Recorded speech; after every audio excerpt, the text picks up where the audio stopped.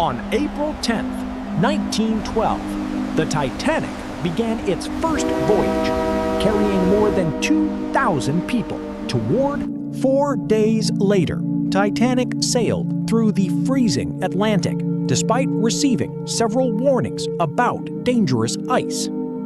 At 11:40 p.m., the lookouts spotted an iceberg. Titanic turned, but it was already too late. The iceberg damaged several watertight compartments, and seawater began flooding the ship from below.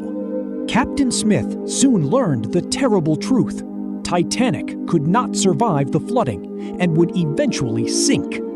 Lifeboats were lowered into the darkness, but there were nowhere near enough spaces for everyone aboard.